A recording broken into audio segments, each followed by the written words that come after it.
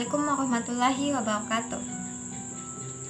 Perkenalkan, kami dari kelompok 3, ruangan 2, semester 4, jurusan PAI. Saya sendiri atas nama Jumiati.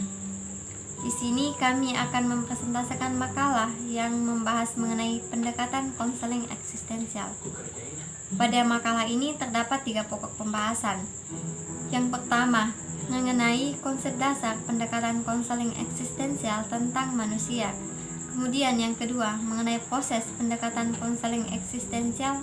Dan yang ketiga, mengenai langkah-langkah atau teknik-teknik pendekatan konseling eksistensial. Baik, pada pembahasan pertama yaitu mengenai konsep dasar pendekatan konseling eksistensial tentang manusia. Pendekatan konseling eksistensial menekankan pada filosofi tentang apa artinya menjadi manusia. Pendekatan ini berfokus pada fakta-fakta utama keberadaan manusia, kesadaran diri, dan kebebasan yang konsisten. Pendekatan konseling eksistensial ini mencakup terapi-terapi yang berlainan atau berbeda, di mana setiapnya memiliki landasan konsep dan asumsi-asumsi tentang manusia. Adapun konsep atau asumsi tersebut diantaranya: 1. Kesadaran diri. Manusia di sini memiliki kesanggupan untuk menyadari dirinya sendiri. Semakin kuat kesadaran diri manusia, maka semakin besar pula kebebasan yang akan dirasakan oleh manusia tersebut.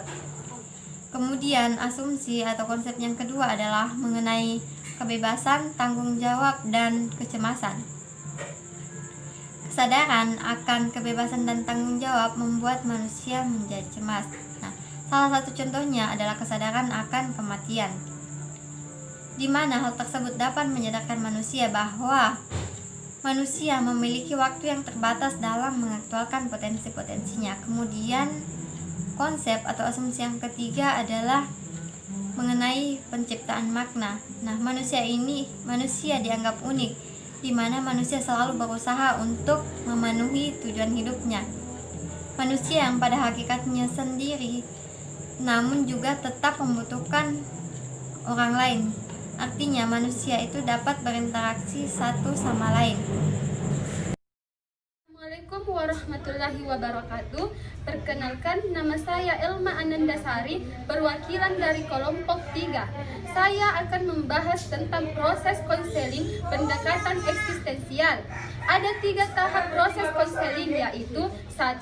Konselor membantu konsumsi dalam mengidentifikasi dan mengklarifikasi asumsi mereka tentang dunia.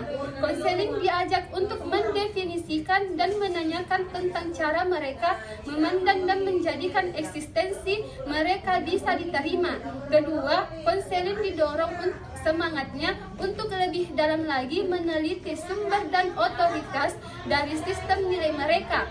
Proses eksplorasi diri ini biasanya membawa konseling ke pemahaman baru dan beberapa restrukturisasi dari nilai dan sikap mereka. Konseling mendapat cita rasa yang lebih baik akan jenis kehidupan mereka, apa yang mereka anggap benar. Ketiga, eksistensial berfokus pada memotong konseling untuk bisa melestarikan apa yang telah mereka capai tentang diri mereka sendiri. Sasaran terapi adalah memungkinkan konseling untuk bisa mencari cara mengaplikasikan nilai hasil penelitian dan internalisasi dengan jalan konkret. Assalamualaikum warahmatullahi wabarakatuh. Saya atas nama Ventika Srianti dari kelompok 3 akan menjelaskan tentang penerapan pada praktek konseling. Yang pertama, kesadaran diri. Kesadaran diri membedakan manusia dan makhluk-makhluk lain. Manusia bisa tampil di luar diri dan berefleksi atas keberadaannya. Dengan kesadaran, seorang bisa menjadi sadar atas tanggung jawabnya untuk memilih. 2. Kebebasan dan tanggung jawab. Karena manusia pada dasarnya bebas, maka dia harus bertanggung jawab atas pengarahan hidup dan penentuan nasibnya sendiri. Jika kesadaran dan kebebasan dihapus dari diri manusia, maka dia tidak lagi hadir sebagai manusia, sebab kesanggupan-kesanggupan itulah yang memberinya kemanusiaan. 3. Keterpusatan dan kebutuhan akan orang lain. Kita masing-masing memiliki kebutuhan yang kuat untuk menemukan identitas pribadi kita. Akan tetapi, penemuan siapa kita sesungguhnya bukanlah suatu proses yang otomatis. Ia membutuhkan keberanian.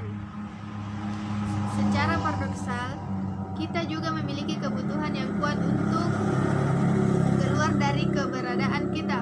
Kita membutuhkan hubungan dengan keberadaan yang lain. 4. Pencarian makna. Manusia pada dasarnya selalu dalam pencarian makna dan identitas pribadi. Konselor harus menaruh kepercayaan terhadap kesanggupan konseli dalam menemukan sistem nilai yang bersumber pada dirinya sendiri dan yang memungkinkan hidupnya bermakna.